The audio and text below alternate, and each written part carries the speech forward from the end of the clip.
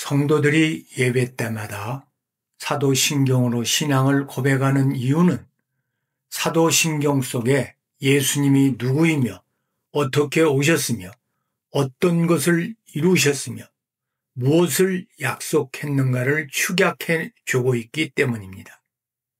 사도신경은 문자 그대로 믿음의 핵심을 요약해 놓은 것입니다. 성경은 대단히 방대한 책이기 때문에 성경을 통독하여 우리가 믿는 내용을 체계화한다는 것은 매우 어려운 일입니다.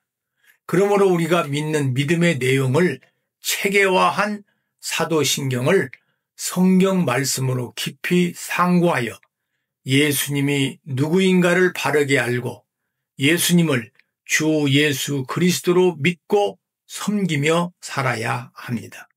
사도신경은 예수님에 대해 그 외아들 우리 주 예수 그리스도를 믿사오니라고 고백합니다. 우리가 예수를 믿는다고 하는 것은 예수님을 하나님으로 믿는다는 뜻입니다. 곧 예수 그리스도가 참 하나님이자 참 인간이라고 믿는 것입니다. 온전히 하나님으로 믿고 완전한 사람으로 믿는 것입니다. 이 믿음이 기독교 2000년 전통의 연면이 흐르는 예수님을 믿는다고 하는 우리의 신앙 고백입니다. 그 외아들 하나님의 아들 독생자, 이것은 신학의 상징적 용어입니다. 신학적으로 하나님과 같다는 뜻으로 쓰인 말이 바로 하나님의 아들입니다. 외아들이란 하나님과 비슷한 분이 아니라 하나님 자신이라는 것입니다. 예를 들면 또 다른 보혜사와 예수님은 같은 분입니다. 하나님이 세상을 이처럼 사랑하사 독생자를 주셨으니 하나님께서는 외아들 독생자를 주셨다는 말씀을 통하여 우리에게 전달하고자 하는 것은 바로 하나님의 사랑입니다. 하나님의 큰 사랑을 이보다 더 강하게, 이보다 더 온전하게 나타낼 수는 없습니다.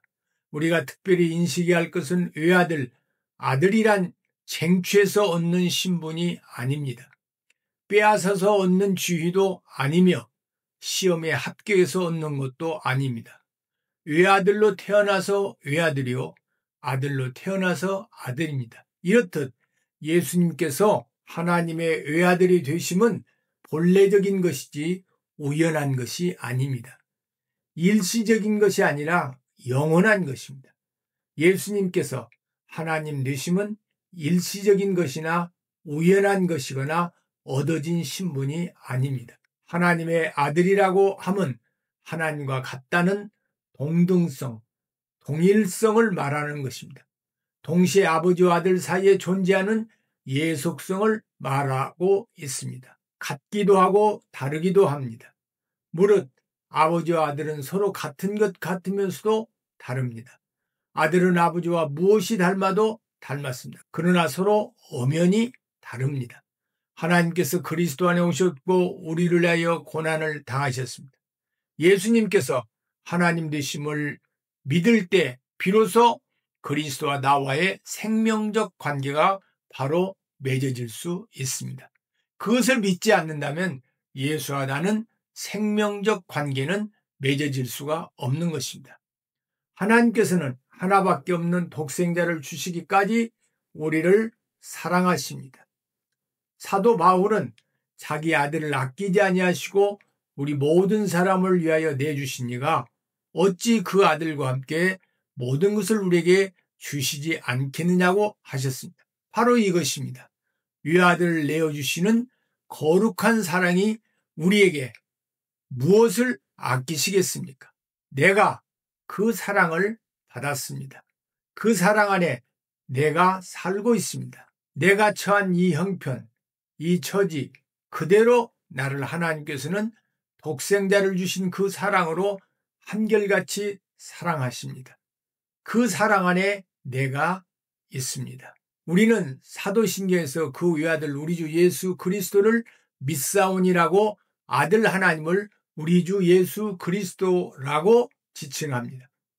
우리 주 예수 그리스도의 4단계입니다. 이 4단계의 고백이 아들 하나님께 대한 신앙 고백의 내용이 총괄적으로 담겨져 있습니다. 먼저 우리라는 말입니다.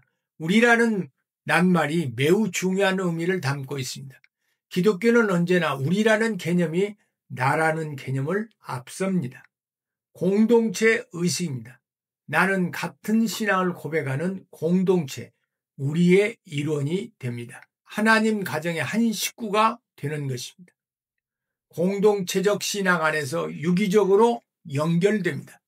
그래서 우리라고 하는 말이 중요합니다. 이방 종교, 이방 사교는 어느 한 사람의 체험에서 비롯된 것입니다. 그러나 기독교는 사도들의 공동 체험으로 이루어졌습니다. 사도들 전체가 우리에게 증거해 주는 것입니다. 11 제자가 모두 순교를 기꺼이 맞이할 만큼 공통적으로 확실한 체험을 했습니다. 기독교 신앙의 확실성은 사도들의 공동체적 체험 고백에 있습니다.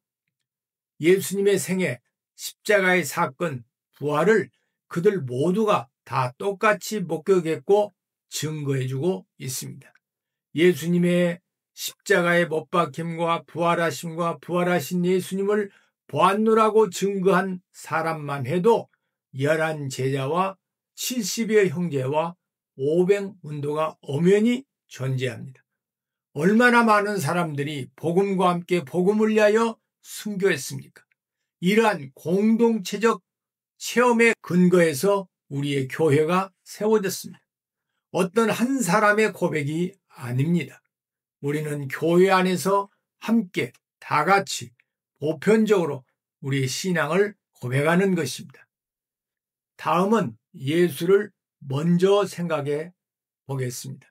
예수는 여호와께서 구원하신다라는 뜻을 가진 히브리 말 요수아의 헬라 말 표기입니다.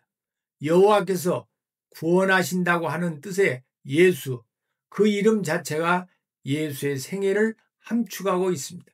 우리에게는 예수라는 인물이 실제 존재했다고 하는 역사적 사실이 있습니다. 초대 교회로 돌아가 보면 더 중요한 의미가 되는데 예수님의 인성을 말하는 것입니다.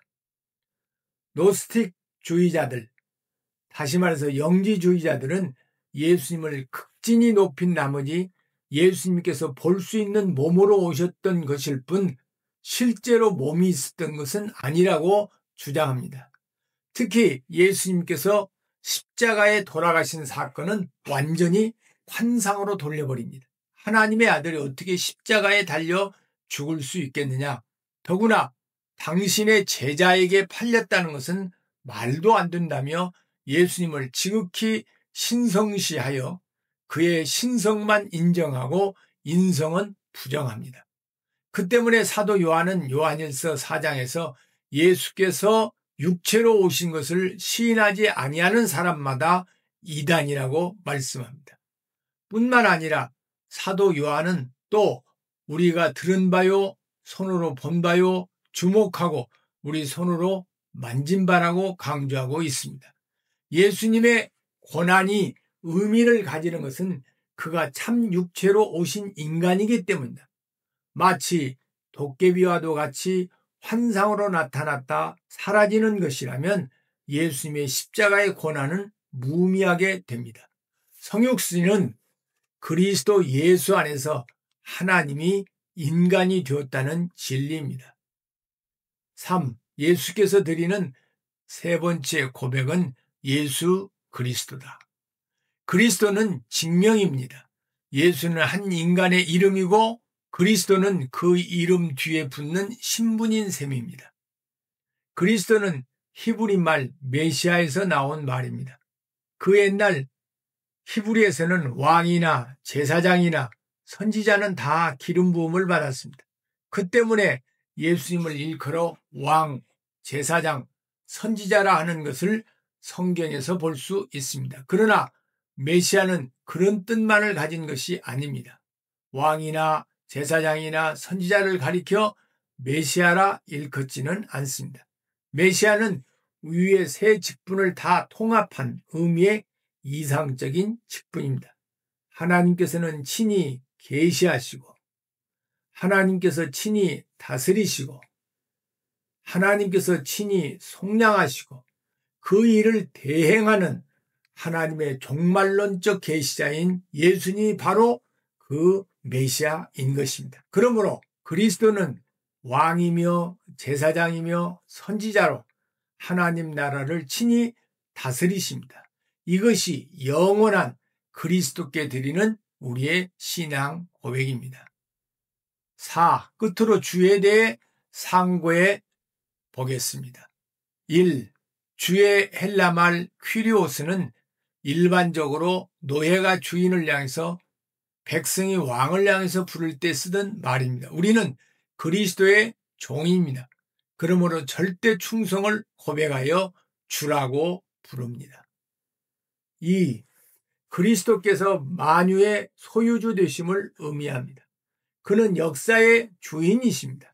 세계를 다스리시고 교회의 머리가 되십니다. 우리는 다 그의 소유입니다. 그래서 우리는 그리스도를 주라고 고백하는 것입니다.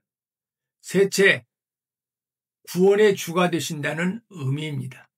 우리는 구원이라는 말과 함께 구속이라는 말도 사용합니다. 구속이란 돈 주고 산다는 말입니다. 그러니까 예수 그리스도께서는 당신의 핏값을 치르시고 우리를 사신 것입니다. 우리가 그를 구주라 고백하는 것은 그가 우리를 구속하셨기 때문입니다. 우리는 예수님께 대한 추억으로 사는 것이 아니라 예수님의 능력으로 살고 있습니다. 예수님을 우리의 왕으로, 제사장으로, 선지자로 고백하며 우리의 하나 되심을 고백합니다. 우리 주 예수 그리스도가 우리의 영원한 신앙 고백이 됩니다. 감사합니다.